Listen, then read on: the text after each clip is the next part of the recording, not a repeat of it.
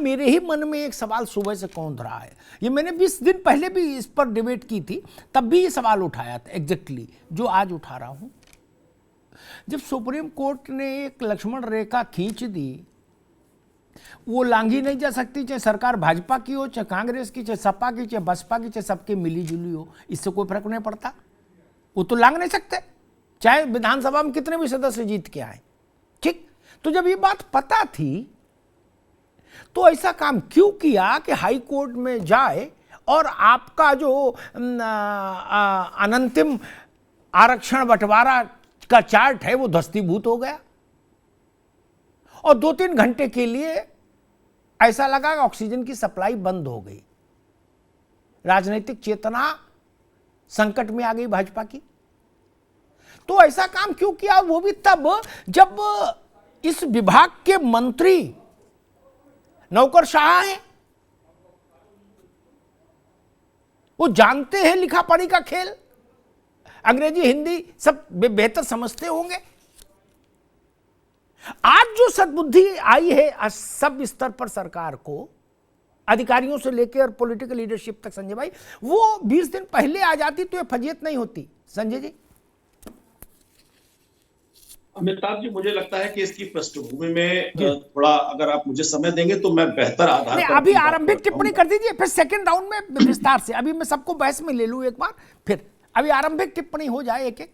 जी देखिए, हम जिस प्रपोजल के साथ चुनाव में जाना चाहते थे, वो प्रपोजल उत्तर प्रदेश में आज की स्थिति में सुप्रीम कोर्ट के आदेश के अनुसार पिछड़ों के रिजर्वेशन में सबसे ज्यादा पार्टिसिपेशन जिसमें है, क्योंकि जिस निर्णय की आप बात कर रहे हैं उस निर्णय में सुप्रीम कोर्ट का एक कैप है जो कहता है कि 50% से ज्यादा रिजर्वेशन नहीं होना चाहिए, वो इसमें कहता है। हमारा जो प्रपोजल था, अगर हम 3 लेयर सिस्टम में के आधार पर इसकी विवेचना करेंगे तो अमिताभ जी, अगर निकायवार ये होगा तो मान लीजिए एक भी निकाय ऐसा निकला जिसमें बैकवर्ड पॉपुलेशन कम हुई तो उसमें रिजर्वेशन कम होने की संभावना जिंदा है, और आगे भी जब होगा इस निकाय के अनुसार इसका रिजर्वेशन होगा तो बैकवर्ड रिजर्वेशन कम हो जाएगा, वैसे ही कम हो जाएगा जैसे मध्य प्रदेश के अंदर अभी जो रिजल्ट आए हैं। ठीक है, आप ये कह रहे हो, हाँ, आप ज्यादा देना चाह रहे थे, अब कम मिलेगा। सरल भाषा में ये है आप जो कहना चाह रहे हैं ना, यही ना? ठीक जी, निश्चित रूप से। और जो लोग इसके खिलाफ गए हैं, निश्चित रूप से उसके कारण इसमें कमी आएगी। ठीक है, आरक्षण का मसला इतना विचित्र है कि आप समझिए 11,440 वोल्ट है, बिना उपकरणों को धारण किए अगर टच हो गया तार तो फिर बिहार में भागवत जी एक बात बोल दिए तो चुनाव हो रहा था। मोदी जी को कसम खाई उन्होंने कि हम जिंदा हैं तब तक कोई माइकल लाल कुछ नहीं कर सकता, फिर भी पांसा पलट गया था कि नहीं? ये नहीं भाजपा को समझ आया। अगर 4 घंटे के लिए सांस चोक हो गई पूरी पार्टी की तो ऐसा काम ही क्यों किए? अब जो बात AK शर्मा को समझ आ गई, अधिकारियों को समझ आ गई, सरकार को, सबको समझ आ गई, बोले जी नहीं अब ट्रिपल टेस्ट की सर्वोत्तम प्रक्रिया अपने, वो पहले क्यों नहीं समझ में आई? ये मसला है भैया। नितेंद्र भाई जी, सबसे ज्यादा तो बाँछें आप ही की खिलती दिखाई दी मुझे आपकी पार्टी की। सबने कहा भाई कुर्ता उर्ता नया निकालो और फौरन ANI के सामने चलो। नहीं ऐसा नहीं है। अरे अब ये मेरी बात है। अरे नहीं ऐसा नहीं, मैं सिद्ध करूं ऐसा ही है। नहीं पहले मैं सिद्ध कर दूं ऐसा ही है। सब निकल पड़े, जो कई दिन से सो रहे थे वो भी सब निकल पड़े। मैं कोई बात हवा तो नहीं कहता हूं, इसलिए उसको नहीं कहने से पहले सोच लिया करो कि मान लीजिए मैं सिद्ध करूंगा। अमिताभ भाई, अब पहले राउंड में कुछ एक आध टिप्पणी कर ही लेने जी, इसके बाद टिप्पणी आपको तो पूरा मौका है, आपकी कसो है, आप जितना चाहे वो बोलेंगे जी। मैं ये कहना चाह रहा हूं जिसमें भारतीय जनता पार्टी की नीयत का सवाल है, और आपको मैं अगले राउंड में पूरा जो मौका देंगे बताऊंगा कि कहां से इनकी नीयत बिगड़ी थी। ये सीधा सवाल ये है कि ज्यादातर महापौरों का कार्यकाल अभी समाप्त होने जा रहा है इसी 2022 में। यह चुनाव को लिंगरान करना, प्रशासकों की नियुक्ति करना, और इसका एक बंदा, चूंकि भारतीय जनता पार्टी की स्थिति अभी खराब है, अभी खतौली और मैनपुरी लगातार देख करके आए हैं, और रामपुर कैसे जीतते हैं ये भी पूरी पार्टी जानती है और पूरा प्रदेश और देश जान रहा है। इन्हें पता है कि अभी चुनाव में जाने का मतलब था कि बुरी तरीके से फजीयत हो जाएगी, हार जाएंगे। ये लगातार कोर्ट अपनी टिप्पणी मांग रहे थे, इनको हलफनामा। अरे ठीक, तो मई में आपकी, ठीक है नितिन भाई, अगर मैं आपकी बात मानूं तो आप भी जानते हो कि बिना इस आरक्षण के चुनाव संभव नहीं है। ठीक है, अगर मैं समाजवादी पार्टी की बात मानूं तो वो इशारा कर रहे हैं कि भाजपा ने, सरकार ने जानबूझकर ऐसे रास्ते को पकड़ा जो आगे बंद थी गली, ठीक, और उनको पता था कि लौट के वापस आना है और चुनाव टालना है। भाजपा उसका काउंटर करेगी बाद में, लेकिन एक बात तो खड़ी होती है कि भाई मई में चुनाव होगा, मोटे तौर पर मान लो अगर, तो मई में अगर अभी ये कमज़ोर हैं, अगर सपा की बात माने तो मई में ये तंदुरुस्त हो जाएंगे, तो मई में कोई विटामिन बटेगा क्या? ये क्या बात है, इसका भी समझना पड़ेगा। खैर, रोहित अग्रवाल, इस पूरे कोहराम को किस ढंग से देखते हैं? 4-5 घंटे के लिए तो उत्तर प्रदेश में हाहाकार मच गया था, कोई नेता घर में रहा ही नहीं, सबने कहा बाहर निकलो, ए नहीं देखो किधर है, और नहीं हो तो ट्वीट ठोंक दो तब तक 2-4। जी ठीक बात है भाई, अगर पिछड़ों के लिए आवाज उठाने के लिए एएनआई को ढूंढ भी रहे हैं तो क्या बुराई है? ठीक बात भाई, ठंड बहुत है और मुद्दा अगर भारतीय जनता पार्टी खुद दे रही है, भाई बच्चा थोड़ी ना है, सरकार है जी, है ना।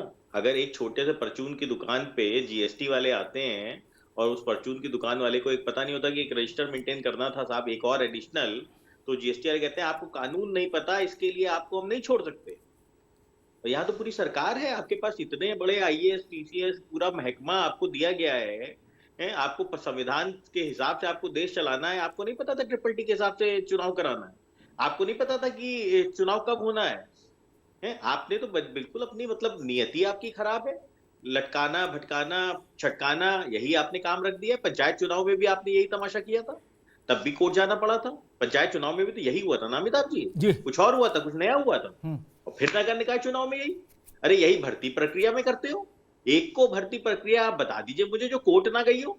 अरे आप ऐसा काम क्यों करते हो? आपकी तो नियति यही है, आप चाहते ही नहीं हो ना तो युवाओं को भर्ती देना चाहते हो। अभिमन्यु, ठीक है रोहित, दोबारा में आते हैं। अभिमन्यु त्यागी जी, समाजवादी पार्टी ने सामने खड़े होकर एक लीड पोजीशन ली और कांग्रेस ने भी थोड़ा बहुत जो कुछ कहना सुनना था हल्का फुल्का कहा, लेकिन इस पूरे परिदृश्य में कांग्रेस को क्या लगता है, क्या बीजेपी सरकार जानबूझकर चुनाव टालना चाहती थी, जो बात समाजवादी पार्टी कह रही है? अमिताभ जी जी नमस्कार। नमस्कार। अगर सरकार चाहती कि समय पर चुनाव हो जी, तो सारी प्रक्रियाओं का पालन किया जाता।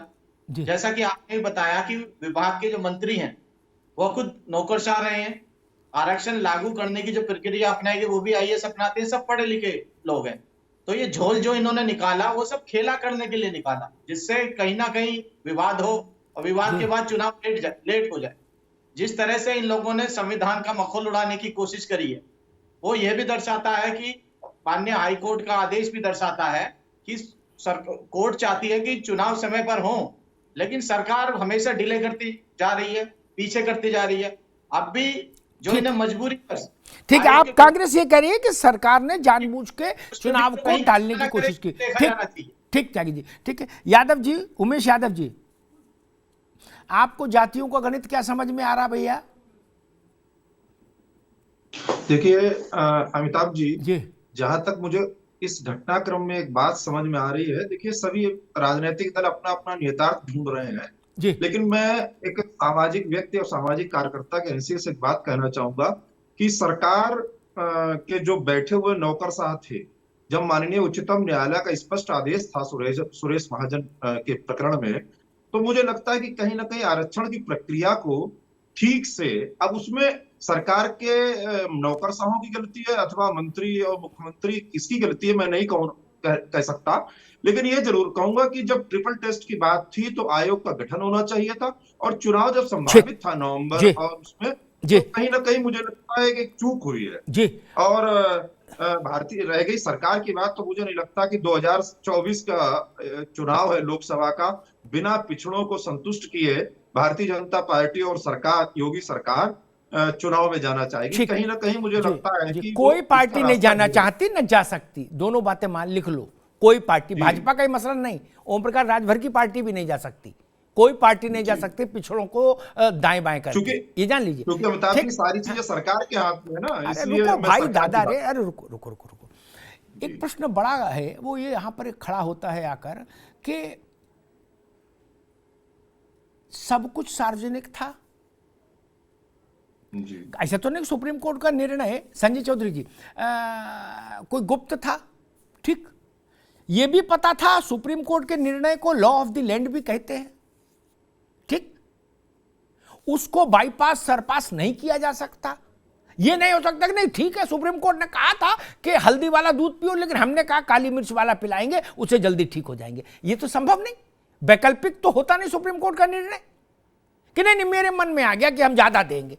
सुप्रीम कोर्ट ने जो रास्ता बताया कि भाई इस रास्ते से रिक्शे से बैठो और यहां पहुंचो, वही रास्ता फॉलो करना होगा। सरकारें स्वतंत्र नहीं चल सकती। फिर जो सारी बात बाकी दल कह रहे हैं, चाहे कांग्रेस हो, एसपी हो, आरएलडी हो, कि इसमें सरकार भी, भाजपा भी ये चाहती थी शायद कि ठीक है एक बार ऐसा आरक्षण का चार्ट कोर्ट में पेश कर दो, उस जनता के सामने रखो, मुकदमा हो जाएंगे, मुकदमा होगा, कोर्ट का फैसला आ जाएगा। 4-6 महीने के लिए बात आगे गई। सरकार की संलिप्तता या सरकार का मन इसमें शामिल था, ये जो आरोप है इसमें प्रथम दृष्टया जान तो लग रही है फिर, या फिर ये कहिए कि नहीं अरविंद शर्मा जी जान समझ नहीं पाए सुप्रीम कोर्ट के निर्णय को। मंत्री संजय जी। अमिताभ जी देखिए, इसमें 2 केस हैं। मुझे लगता है कि जब तक हम 2 केसों पर विवेचना नहीं करेंगे, एक केस मध्य प्रदेश का है और दूसरा अभी बिहार के अंदर नगर निगम का चुनाव हुआ है।